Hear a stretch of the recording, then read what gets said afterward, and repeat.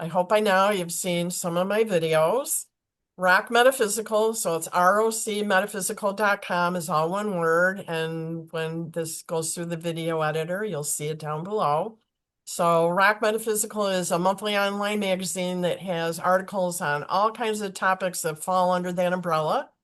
And a lot of times I have authors who have written books that are under that umbrella also. So I'm going to be interviewing today Sally Dukes, which we have here all the way from the lovely country of Greece. I'm in Rochester, New York, so it's not Greece, New York. So I've got Sally here who's written a book that's going to be coming out shortly. And so, Sally, I'm going to start with the questions. All right. So tell me about your educational background because you are or were a therapist. Yes. Um, I graduated from Michigan State in history, and I worked in the hotel and restaurant business for years, and I opened my own ice cream parlor and bakery on Nantucket Island. Oh, And nice. then I was working, I did that for 18 years, but part of doing it, like I needed something more. That was great. I made money. We had a life, but I needed more. So I applied to Pacifica Graduate Institute in Santa Barbara, California. And I got my master's degree there in between flying back and forth and keeping my job in Nantucket. Oh, So that's a lot. yeah. And then from there, I studied with different teachers, but not for a degree, but So do you study, did you do like any energy studies like Reiki or hands of light, therapeutic touch, anything like that? no, I'm not, that's not my orientation. My husband did those things, but I studied something called sand play therapy in Zurich with Dora Koff, who invented it, or it's her therapy. She's no longer with us, but she lived next door to Carl Jung and his wife, and she created this modality, and she used to work with his children.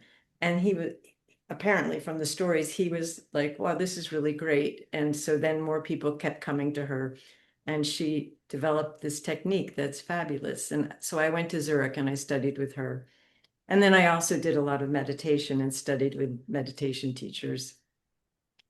So Okay. kind of like you, education, the world, right? Right. Well, you know when it's time and you're lucky to find the teachers or the information you need so you can add that. And this play sounds pretty interesting. And working Very with children to help them move forward, if they've exactly. got traumatic issues or Yeah, something. it's nonverbal. So for Oh, a lot of children, well, not a lot, but for children, trauma can happen before they're verbal. So in a pre-verbal state, and then they don't have a way to express it. But working in the sand takes you back to the pre-verbal level, and you just make archetypal pictures in the sand, which then carry forward it like a message over time. If you look at them, it's a story. mm-hmm. And that's what is so great for children because I can speak to that. I don't have words for what happened because I was pre-verbal, but you can see it in the sand. And that's what's so valuable about it. Right. Well, I know I had my little one go to see somebody because with the family separated and it seemed to have affected him. And the therapist used to have him draw pictures Perfect. while she was talking. I knew what was going on, and I thought, oh, this is really smart because she's just having him do his thing. So I don't think you're really analyzing what she's saying, you're just responding so that maybe you're coming forward with information you normally wouldn't, if you were put in a seat and said, you need to talk now. Exactly. Exactly. Right. Yeah. Brilliant. Yeah. All right. So then when did you decide to write the book? What was So the, this book has been this book's been writing itself. It's I I write a lot, and this is a very small book, but I write when things are not easy for me, I write. And last year, we've had a lot of, every family has crises, but we've had quite a few. And I said to my husband, I can't, I need me. I need to be able to do what I need to do in this lifetime because I haven't had time to do it. And he said, then go do it. Go do it. And so every day for like 6 months, I just came down and wrote. Well, I had a lot that, I had written over time. And I just started to collate it and then deepen it and research it. And so it's goes way back, but it was all put together this year. All right, so I know I read your press information. So I mean, one of the big pieces of this is that you had a heart issue and you had to have surgery. And I don't know if you want to take it from there and Sure. explain what I happened, had because I think I that's was very pivotal. Yeah, well, it's my life. I was born with a hole in my heart. A lot of people are. But back then, because I'm in my 70s, um, there weren't many choices to close the hole. And so I had to have open heart surgery. Well, closed heart wasn't in the heart, but it was next to the heart, just to close the artery or the vessel. But it was traumatic. And in back in those days, your parents didn't stay with you. They took you and dropped you. And I anyway, um, during that period, I had this terrible experience, or I guess it was a beautiful experience because it was a near-death experience, but I never could grok it. I couldn't I never talked about it because I didn't know what to say, and I never, but it's lived with me. It lived with me and lived with me. And it was really about being in the dark tunnel, and seeing the light, and then being flooded with violet and love. And I always wanted to get back to, I mean, it was like my search. It's like I'm a pilgrim. I keep looking to get back to the numinous. Like, where did that come from? Where is that? What is it? And that's been like the underlying move for me for my whole life. The trajectory is always trying to find the numinous, not even consciously, but you know, going to Burma, sitting in silence for 3 months, trying to, figure it out, and working in Zurich, doing pictures in the sand. And um, I don't know. Did I answer your question? I don't know if I, Yeah, I mean, so you, well, how old were you when you had the surgery? I was two, three, Holy two, and three. smokes. Yeah. So that's very similar to a friend of mine who does past lives, that she had kidney problems and almost died. And, it changed her life. Yeah. And she actually saw an angel in her room. And that just changed her whole life, like who was that in my room? But they said that, they were there to always watch over her. I mean, what a lovely thing to hear, that you have this beautiful white light energy that is going to be with you. And that really set her off and into, a place where she got her degree in art therapy and then started taking classes and, going to help people understand their lives. And yeah, so, it's frightening. I can't even imagine a child going in for surgery. And yeah, it used to be like parents weren't allowed, like they would just Oh, take you no. in and, Oh, I and they, remember. And I was young and no one would believe that you remember. I remember. I know what the room looked like. I remember it all. I remember it. well, Tragic for children, it's traumatic. I mean, you're 2 years old, you're so used to being at home with your family, and now you were probably in recovery and there for days, making Weeks, sure. weeks. But you want to hear something? So 2 weeks ago, we had to go to Athens because my husband, they said, oh, there's something wrong with your heart. So we flew to Athens, we go to the hospital, and they go, "Oh my God, you should be dead." And they put him in the hospital, open heart surgery.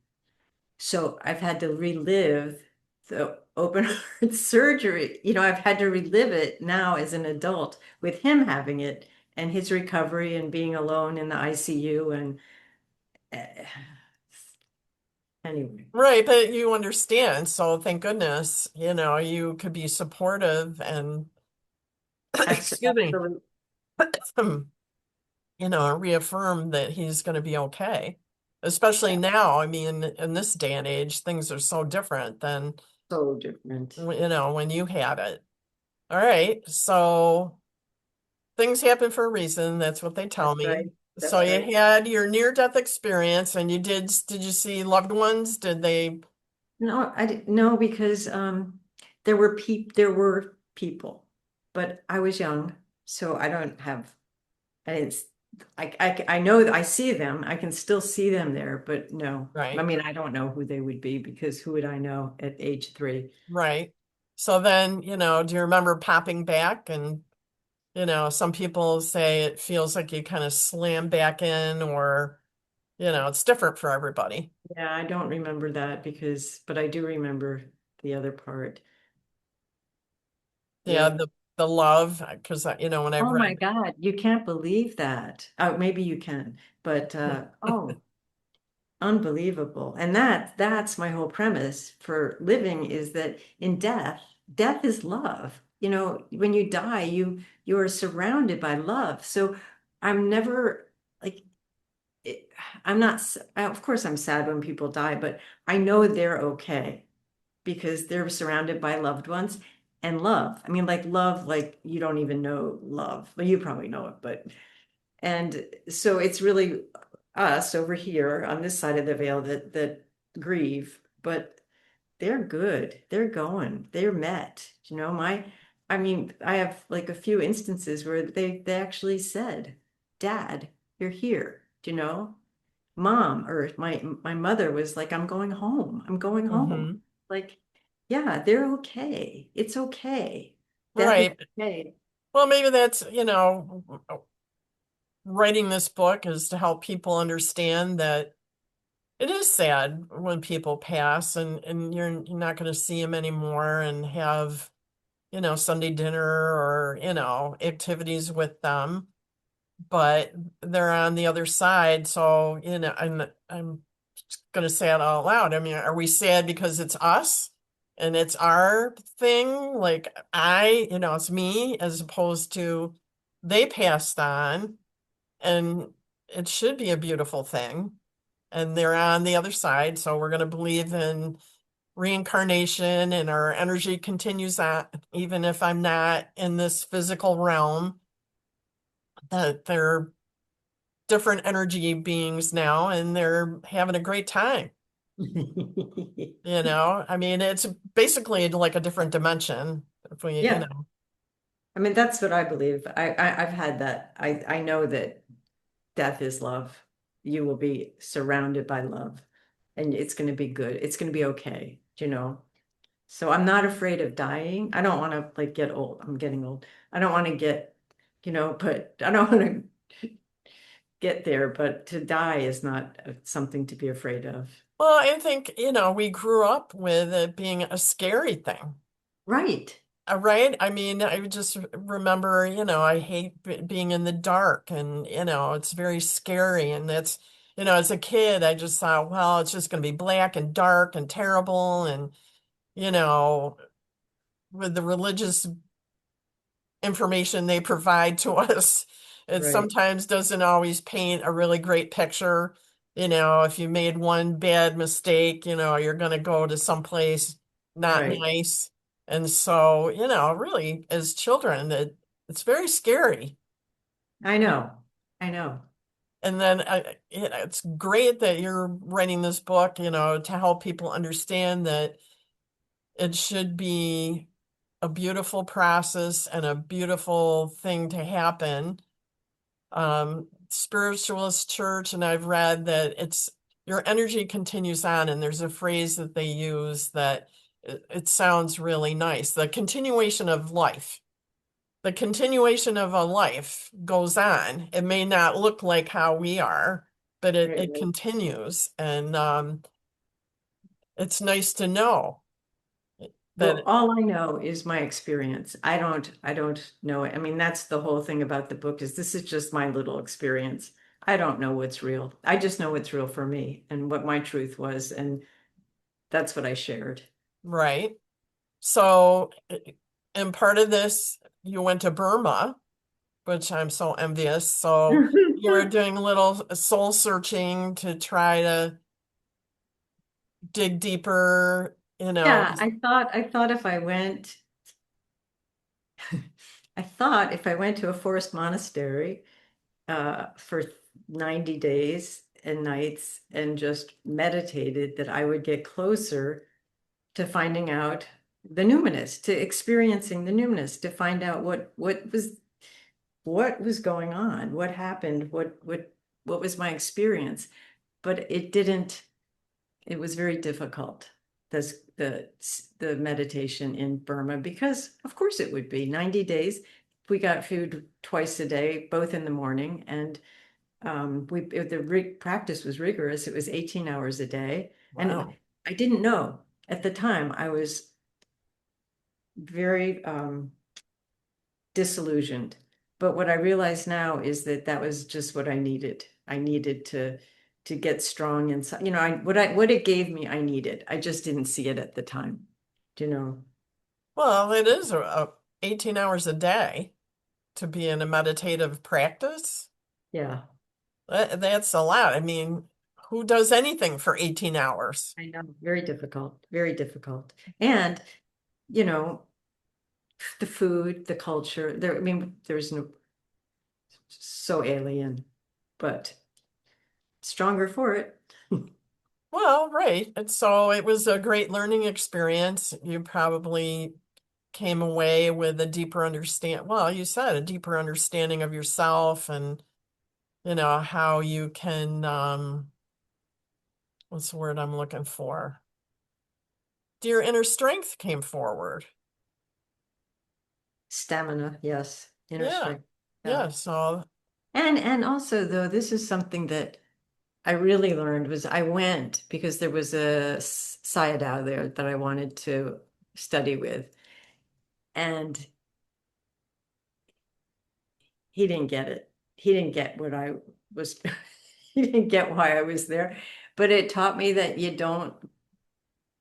can't look to other people to find what you're looking for in yourself. Do you know? I mean, I had put this projection onto him and I came away with no projection. That didn't.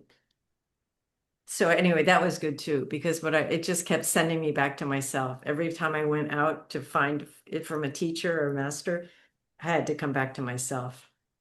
well, So that's huge. I mean, that's happened to me. I've taken a class and I guess, because I've taken so many classes that sometimes I come away kind of with the same feeling like I didn't really get what you were trying to teach. And, that I had other, other thoughts of like, why didn't you bring this forward? Or, so I think because we're, kind of crones, as they say, that we already have so much knowledge that, maybe we don't need a teacher so as much, I mean, there's always things to learn, but I think that's my friends have said, you're probably at that point now where you don't even know that you have this information. you don't know what you know. Yeah, you don't know Right, how you know, right? right. So the book then kind of takes all your trials and tribulations and puts Certainly. it into a format to help us understand that death is okay. It's just part of it. It's all just part of it. It's not, I don't write about death. I just write that my experience, but it is everything I've come up against. I wrote about, and it's really about that life and death are the same thing. Do you know, like you can't have life without death. it's the next cog in the wheel. Like there's Hmm. nothing to be afraid of. You just move to the next phase. Right. And that's kind of how I couched it in the end. But um, and the numinous, it's the numinous, that violet light, the clear light. That's what we have to look for, because that's that says everything, you know?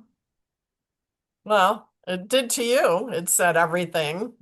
So now we have to, you could probably tune into it if, you had the connection. I mean, I've heard about the violet flame. I don't know if you're familiar with that. It's a representation of Saint Germain and the Ascended Masters. So maybe there was a connection there. Maybe. But I'd also know that, like, when my mother died, right, the night she died, she came to me. The violet energy, the spirit, the love. But I knew what it was because it's happened a lot when people pass over. But my brother was in New Jersey where she lived. He was kind of caretaking her. And he's a businessman. And he got up out of bed, got dressed, and then didn't know why he was up and dressed. And then the phone rang, and the hospital said, "Your mother died," right?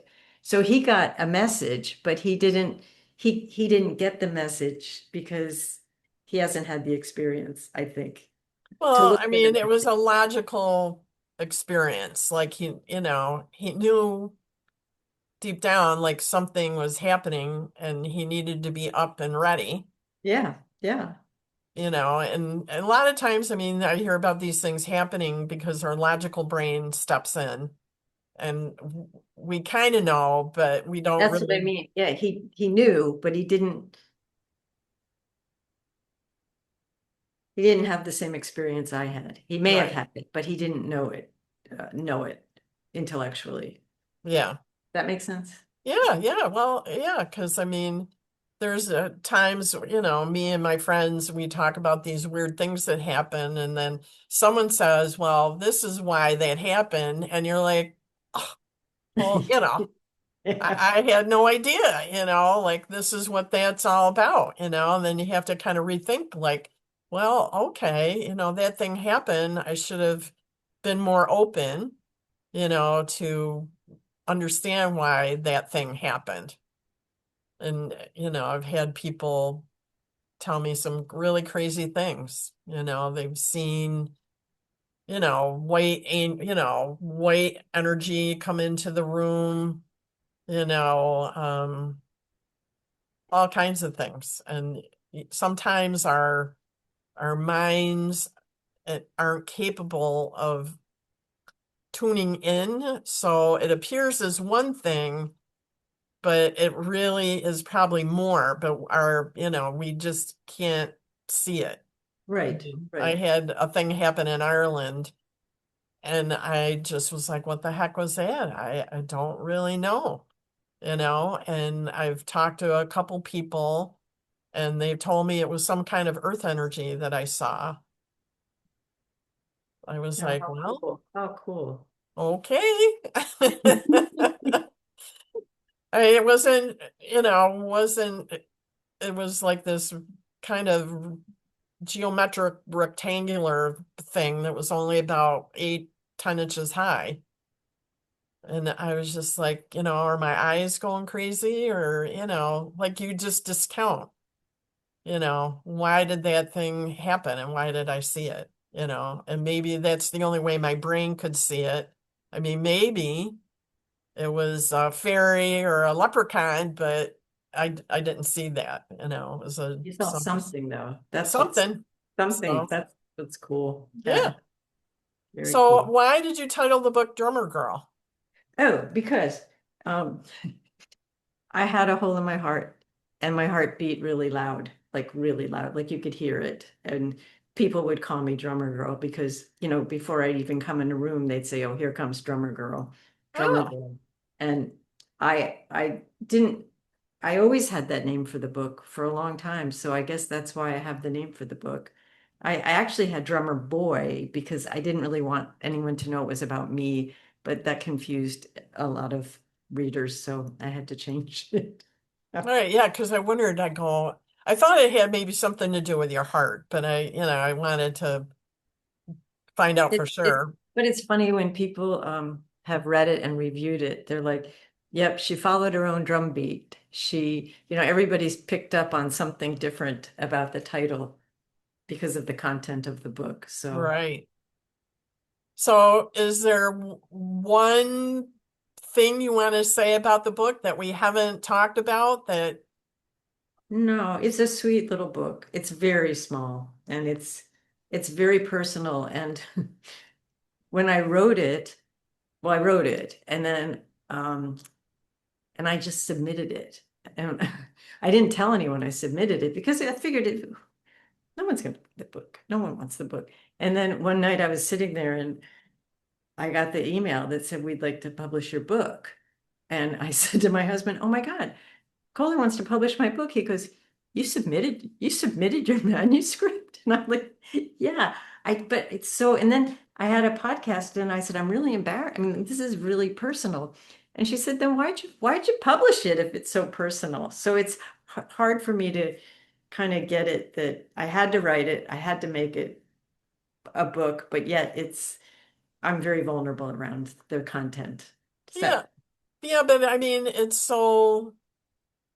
because it's so personal and, it makes it real. I mean, you're not making any of this up. It's like, I love true stories, you it's a true know? story. And you're giving, this information out there to help people understand. And and I think real stories help other people. Like, Native American stories. I guess, I've always enjoyed going to a storytelling thing, and especially if it was real, because you give it I don't know, is it like potent energy or Yeah. value or, something that you can touch, and understand. Yeah, it kind of touches you. So there's Right. exchange there. Yeah. Yeah, I like that. Yeah. All right. So the book comes out in March and it's Drummer Girl. Let's see your cover because I know you have it. So you can find it on Amazon. Yeah, I can find it anywhere. It's Yeah. going to be Ingram's producing it, so it'll be on every bookseller. Okay. And Yeah. the author is Sally Duke, so we'll Yeah. say that Oh, and you again, can pre-order before March on right? Amazon. And then do you have a website? Do you I want do. to? It's www.sallydukes.com. Okay. All right. Well, Thank you for having me. yeah, this has been really great. Too bad you don't live in Greece, New York. Oh, you never know with the way I go. All right. Well, I guess we're going to say goodbye, and I appreciate the time, and I wish you much success. Thank you so much. All right. Thank you. Bye-bye. Bye.